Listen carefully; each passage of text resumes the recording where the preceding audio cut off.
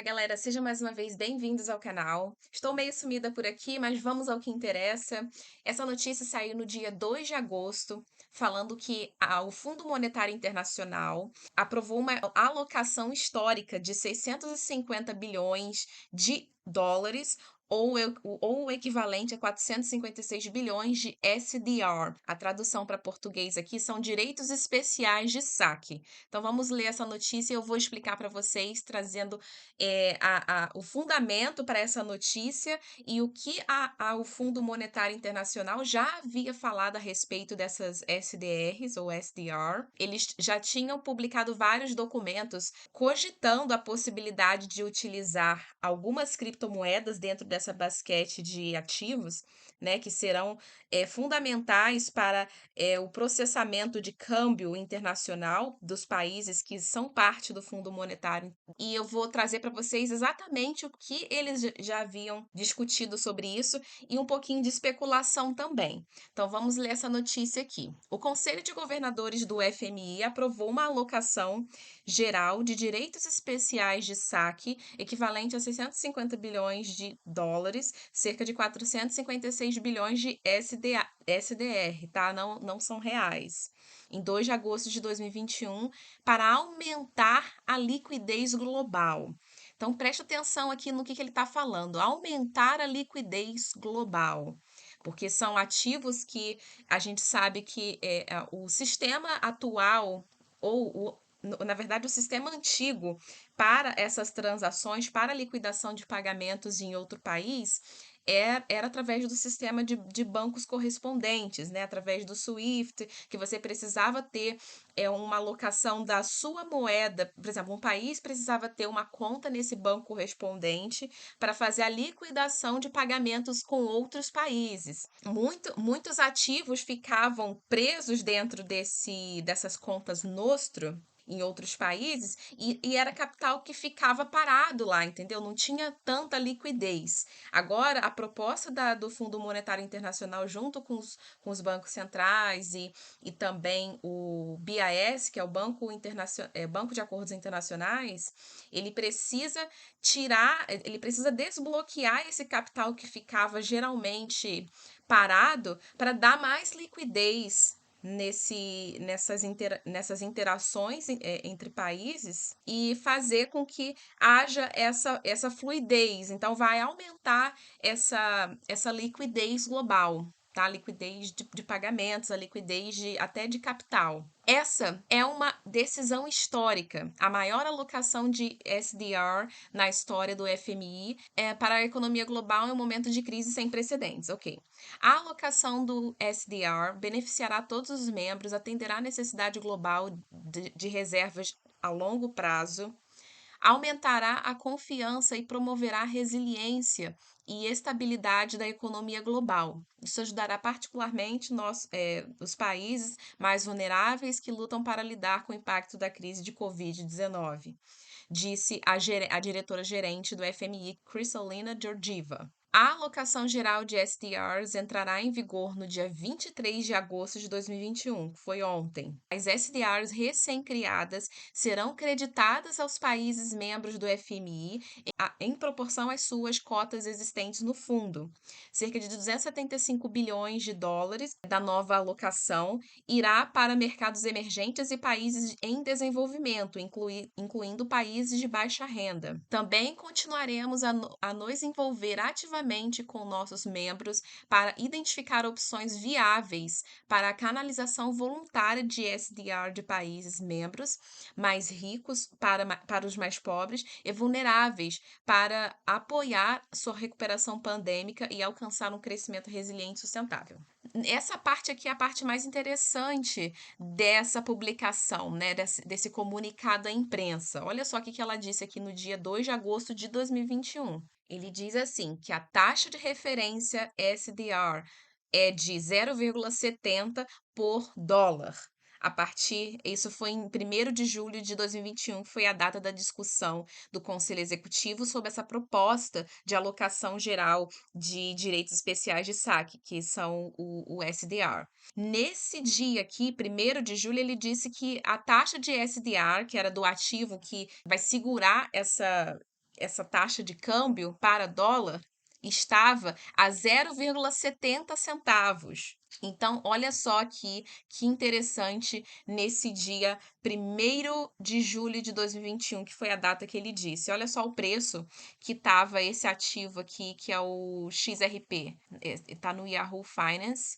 No dia 1º de julho, ele abriu a 70 centavos. O ponto alto foi esse mesmo preço de abertura. A mínima dele foi 64 centavos, e aí aqui ele fala que o que aconteceu nesse dia. Então, note aqui que no dia 1º de julho, o XRP estava valendo 70 centavos 70 centavos de dólares, e a IMF citou aqui que a taxa de referência de SDR era de 70 centavos por dólares. Aqui está em português, ele está dizendo 0,70 SDR, que vai ser como o FMI fará essa proporção para o dólar, dessa cesta de ativos que eles estão programando fazer. Então, você sabe que aqui ele tomou como referência esse valor aqui, e é coincidência de que o XRP nessa data específica estava valendo 70 centavos também.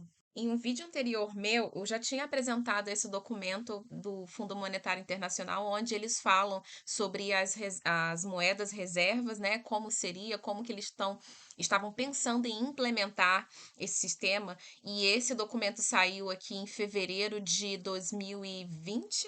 E aqui nessa página 24, ainda vou apresentar para vocês de novo, para vocês terem essa perspectiva do que eles estavam planejando e qual é a relação com esse documento, com essa publicação que eles fizeram agora no último dia 2 de agosto. Essa página 24 aqui, ele diz assim, olha, aqui ele fala sobre as moedas digitais privadas, que são as PDCs, tá? Aí ele fala a respeito do Facebook, que estava pensando em lançar a Libra como uma moeda privada global estável. E também aqui nessa parte aqui de sistemas de pagamentos, ele diz assim, olha, sistemas alternativos usando tecnologias como DLT, que é tecnologia de razão distribuída, poderia superar as limitações e ineficiências existentes. Aí aqui ele aborda que novos sistemas de pagamentos e alguns existentes podem oferecer a oportunidade de liquidar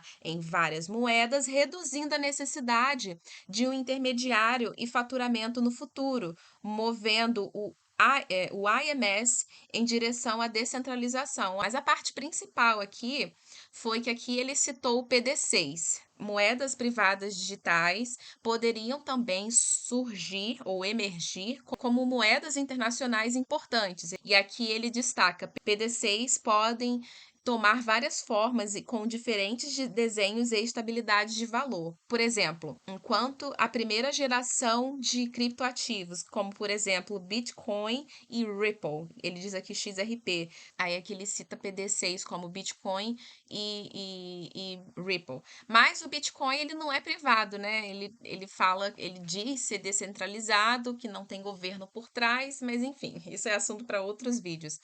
E aqui ele ainda diz que outros novos sistemas podem ser centrados em uma moeda internacional estável e impulsionar a sua posição entre as moedas de reserva, regionais ou globais. Tá? Isso aqui é o Fundo Monetário falando, tá? Isso aqui foi em 2020. Ele ainda diz: alguns ativos digitais podem se destacar se forem capazes de explorar grandes redes pré-existentes ou atrair usuários com serviços integrados. Ambos os recursos poderiam ser realizados pelas Big Tech, que são Google, Amazon, Tesla, etc., com operações internacionais. Então tá, então nesse documento aqui, a IMF já estava citando blockchains ou sistemas de razão distribuída como o Bitcoin e XRP Ripple, tá? E aí aqui, por coincidência, ele citou que o índice a taxa de câmbio de referência daquele dia, do dia 1º de julho, que foi quando eles decidiram que fariam essa nova alocação de SDR, o XRP estava valendo 70 centavos, tá? De dólar. nesse mesmo dia, 1º de julho, e ainda por um documento aqui publicado pela Deloitte, tá? Essa Deloitte aqui é Deloitte Australia, o futuro o futuro da troca de valor, o futuro do câmbio, criptomoedas e economia confiável. Esse documento foi publicado, eu não sei em que ano que foi isso, eu acho que foi 2019, deixa eu ver aqui no final. Não, minto, esse documento aqui foi 2015, tá? E aí tem uma parte aqui interessante que ele fala. Ele mostra aqui esse gráfico do Fundo Monetário Internacional, de como que essas alocações de moedas reserva são delimitadas num gráfico, né? Aqui tem as principais moedas de reserva internacional, que ele conta aqui com o dólar, o ien japonês e também dólar australiano e etc. Aí ele mostra esse gráfico da IMF e olha só que interessante essa diferença, essa correlação com a publicação da IMF do dia 2 de agosto e essas últimas publicações da IMF a respeito de como seriam essas SDR. O primeiro parágrafo diz assim: o SDR, ou esse sistema de saque, direitos de saque, foi criado para apoiar o Bretton Woods, que era um sistema de taxa de câmbio fixa.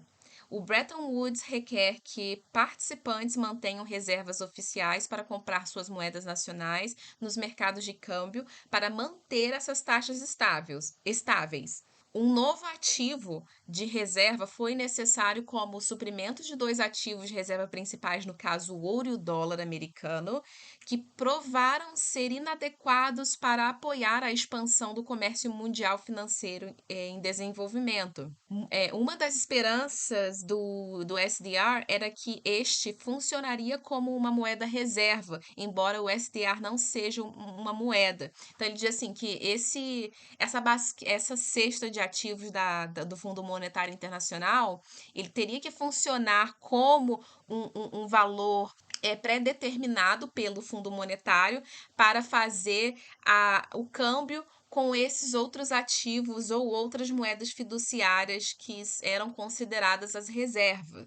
Mas ele disse que o SDR não é uma moeda. Em vez disso, ele é uma reivindicação potencial sobre as moedas livremente utilizáveis dos países membros do Fundo Monetário. O pensamento, quando o FMI foi criado há 70 anos atrás, era de que ele fosse o custodiante de uma moeda de reserva global. Contudo, o SDR foi ultrapassado pela história quando o sistema Bretton Woods entrou em colapso e as principais moedas mudaram para taxas de câmbio flutuantes, facilitadas pelo crescimento em mercados de capitais internacionais e simplificaram esses empréstimos por governos dignos de crédito. O ponto de vista oposto é que adotar esse SDR do FMI como uma moeda de reserva não mudaria os fundamentos do status quo atual, pois é simplesmente um agregado de moedas fiduciárias que perderiam valor como uma moeda fiduciária se as nações nessa cesta imprimem moeda a todo vapor. Então ele diz assim que esse SDR não poderia ter essa flutuação de preço exacerbada igual é hoje, tá? Teria que ser alguma coisa estável que pudesse fazer essa taxa de câmbio fixa. Também pode ser considerado uma ferramenta de gestão de risco, pois permite que os titulares distribuam sua exposição em várias moedas reserva, algo que muitas organizações podem escolher fazer diretamente, pois permite que eles sintonizem as ponderações da cesta de moedas para mais de perto atender às suas necessidades. Se a moeda olha, essa parte é importante. Se a moeda de reserva global for se a moeda de reserva global não pertencer a nenhum país, ela pertence ao Fundo Monetário Internacional, que compartilha de várias moedas de vários países, né, não pertence a ninguém, é uma moeda compartilhada. Também precisaria ser independente, como eu já falei. Isso significa que precisaria ser apoiada por direitos de tributações executáveis entre os países participantes ou avaliados em relação a uma única mercadoria, o ouro, por exemplo. Ou então seria o seguinte: esse ativo ele teria que ser avaliado em relação a uma outra moeda. Então, por exemplo, vamos supor que seja Bitcoin pelo ouro, ou então XRP pelo ouro, ou então XLM pelo ouro, ou uma cesta de commodities, como ouro, petróleo, grãos, etc., ou então uma propriedade de uma entidade emissora. Uma terceira opção, possibilitada por cada vez mais pelo mundo globalizado e virtual, é adotar uma criptomoeda apátrida, essa criptomoeda que não tem nenhum país por trás, né? Essa criptomoeda pertenceria ao Fundo Monetário Internacional e dali ele faria essas conversões de câmbio para as demais moedas. A dinâmica de confiança que limita a adoção de criptomoedas dentro de uma comunidade fechada também limita a adoção em comunidades. Dinheiro é uma tecnologia para resolver obrigações entre indivíduos que não se conhecem ou não confiam um no outro. O driver mais forte possível para a adoção nacional de uma criptomoeda seria um governo nacional exigir que os impostos sejam pagos em criptomoedas, por exemplo. Da mesma forma, o driver mais forte possível para a adoção global de uma criptomoeda de reserva global seriam instituições globais, no caso, por exemplo, a IMF ou o Fundo Monetário Internacional, que podem impor sua vontade à maior parte do comércio transfronteiriço, ou seja, praticamente obrigar o seu uso.